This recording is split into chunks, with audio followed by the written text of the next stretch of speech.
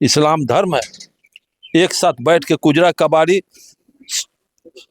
चिक डफाली, शेख सैयद, मुगल पठान सब खाते हैं। उनके धर्म का ये तालीम है। इंसान दुनिया के किसी भी कोने में जाओ, इंसान को तालीम देना सब आपका काम है।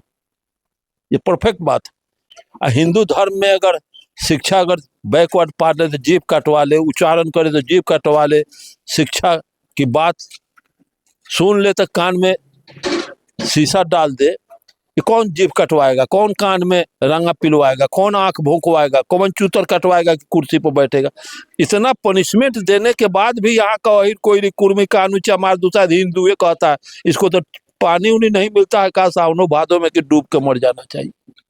अभी हमारी मौजूदगी है बोधगया में और हमारे बीच में अर्जक संघ के प्रदेश अध्यक्ष अरुण गुप्ता जी यहाँ पर मौजूद हैं और यहाँ 8वां महासम्मेलन चल रहा था। ये सब मुद्दे पर बातचीत करेंगे। सर, आज 8वां महासम्मेलन आप लोग किए, क्या उद्देश्य है इसका सम्मेलन करने का और क्या मैसेज जाएगा समाज में? हम लोगों का मतलब कि इस देश का 8वां अर्जक संघ का भारतवर्ष के 8वां राष्ट्रीय सम्मेलन हुआ, जिसमें सम्मेलन करने का मकसद उद्देश्य यही है कि हम विगत 2 वर्षों से जो संगठन का कार्यभार जिन प्रतिनिधि को सौंपा था, उन्होंने क्या देश के लिए, क्या अर्जक संघ के सिद्धांत नीति पर खड़ा कार्य किए हैं, उसमें कितना बढ़ोतरी किए हैं कि हरास किए हैं, इसकी समीक्षा राष्ट्रीय सम्मेलन करके फिर प्रतिनिधियों का चयन किया जाता है। अगर वो अच्छे कार्य किए हैं, दर्शन सिद्धांत के आधार पर काम किए हैं, तो पुनः हम लोग उनको फिर मौका देते हैं, राष्ट्रीय समिति में उनका स्थान देते हैं। और जिन प्रतिनिधि का थोड़ा सा भी देखेंगे कि इनके इस व्यवस्था में थोड़ा गड़बड़ी हुई है, तो उसके जगह पर नए प्रतिनिधि का चुनाव करते हैं। यही हमारा मकसद है। नीति सिद्धांत को भरपूर ये लोग नियम के अनुसार चला रहे हैं कि न चला है, इसकी समीक्षा आम जनता के समक्ष हम लोग कर देते हैं। आज़ादी के बाद से अभी जो है देखा जाता है कि ब्राह्मणवाद जो है वो फल फूल रहा है और अम्बेडकरवाद का जो है ये खात्मा होते नजर आ रहा है। सर, किसकी आज़ादी की बात आप कर रहे हैं? भारतवर्ष में आज़ादी किसको मिली है? आज़ादी अगर मिली है तो हम गुलाम कब हुए थे, ये तो प्रमाणित करना होगा। आज़ाद वही, आज़ादी की लड़ाई वही लड़ता है जो गुलाम हुआ रहता है। हम गुलाम कब हुए थे कि हम आज़ादी की लड़ाई लड़े? आज़ादी की लड़ाई वो लड़ता है जो गुलाम होता है। हम आज़ादी की लड़ाई हमारी नहीं थी। ये आज़ादी की लड़ाई हमारी नहीं थी।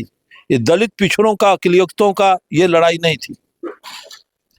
ये चंद आर्यों की आज़ादी की लड़ाई थी। क्योंकि हमको जिसने इस देश में गुलाम बनाया, उसके लिए तो हमारे लोग अभी लड़ाई लड़े ही नहीं, तो आज़ाद कौन कर देगा?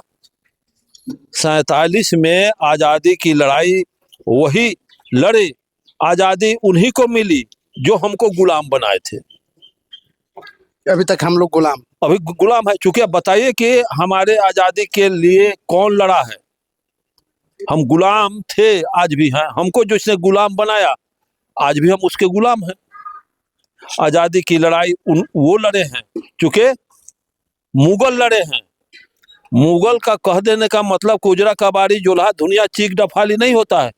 मुगल का मतलब होता है जो हिंदू धर्म में जैसे बना हुआ है व्यवस्था कि अहिर कोयरी कुर्मी, जो दलित पिछड़े वर्ग के जो लोग आते हैं, वो सब हिंदू नहीं है। वो सारे के सारे शूद्र हैं। और हिंदू वो हैं जो जनेऊ संस्कार से हिंदू बनते हैं। और हम हिंदू नहीं हैं। हम आज भी हिंदू नहीं। अरुण गुप्ता जी हिंदू नहीं है? बिल्कुल हम हिंदू नहीं। हम आर्यों के गुलाम हैं, ब्राह्मणों के गुलाम हैं। हिंदू शब्द अपने आप में हिंदी नहीं है, फारसी शब्द है। हिंदू का अर्थ होता है गुंडा, बलात्कारी, काला चोर। सुप्रीम कोर्ट भी तो कह दिया कि हिंदू कोई धर्म नहीं है, हिंदू कोई जाति होती नहीं। अगर हिंदू धर्म है तो एक धर्म के मानने वाले में समानता है, उठने बैठने बोलने चालने खाने पीने में समता है। इस्लाम का धर्म है, इस्लाम धर्म है, एक साथ बैठ के कुजरा कबाड़ी चिक डफाली शेख सैयद मुगल पठान सब खाते हैं। तो उनके धर्म का ये तालीम है, उनके धर्म में आज़ादी है। मोहम्मद साहब ने कहे थे कि इस मानो ए इंसान दुनिया के किसी भी कोने में जाओ, इंसान को तालीम देना सब आपका काम है। ये परफेक्ट बात है। ऐसे मोहम्मद नहीं हुए, उनमें शिक्षा देना बेहतर बात है। हिंदू धर्म में अगर शिक्षा अगर बैकवर्ड पार्ट ले तो जीभ कटवा ले, उच्चारण करे तो जीभ कटवा ले, शिक्षा की बात सुन ले तो कान में शीशा डाल दे, कि कौन जीभ कटवाएगा, कौन कान में रंगा पिलवाएगा, कौन आंख भोंकवाएगा, कौन चूतर कटवाएगा कि कुर्सी पर बैठेगा। इतना पनिशमेंट देने के बाद भी यहाँ का वही कोई कुर्मी का अनुचा मार दूसरा हिंदू ये कहता है, इसको तो पानी उनी नहीं मिलता है, कहा सावनो भादों में कि डूब के मर जाना चाहिए। बाबा साहब अम्बेडकर तो क्लियर कर दिए, इसके बाद भी ये नालायक लोग हिंदू धर्म का बोझा, ब्राह्मणवाद का बोझा ढो रहे हैं।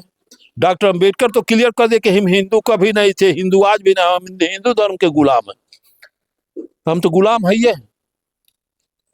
डॉक्टर अम्बेडकर को भी सब पढ़ता है कौन? खाली जय जय जय जय जय भीम जय भीम जय भीम, नमो बुधाय नमो बुधाय। ये सब अगर ईमानदारी से दलित पिछड़ा को जगाने का काम करे तो ब्राह्मणवाद का खटिया खड़ा हो जाए। और ये खटिया खड़ा करने में बाधक हैं यहाँ के बैकवर्ड के राजनीतिक संगठन के लोग, कि अपने दुकानदारी चला रहे हैं, वही ब्राह्मणवाद को चलाने में कारगर है।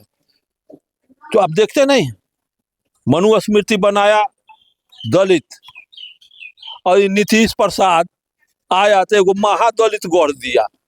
महादलित हम ना सुने थे, तो एगो तो जाति बढ़ा दिया, एगो दुकानदार ब्राह्मण का खड़ा कर दिया नीतीश में। नीतीश को ऐसा करना चाहिए है? तो ये सब बात है, ये सारे दुकानदारी ब्राह्मणवाद का चल रहा है बैकवर्ड के नेता के वजह से। ये नेता सब महागड़बड़ है, सब आरएसएस का बी टीम है। नाम किसका मैं कहूँ, अब तो समझ गए होंगे, श्रोता भी समझ जाएंगे कि बिहार के बैकवर्ड के कौन कौन नेता हैं। यही लोग सारा गड़बड़ी का कारण है कि आज तक हम गुलामी बने हुए हैं, आज भी हम गुलामी के शिकंजा में फंसे हुए हैं, गुलाबी के जाल से नहीं निकल पाए हैं।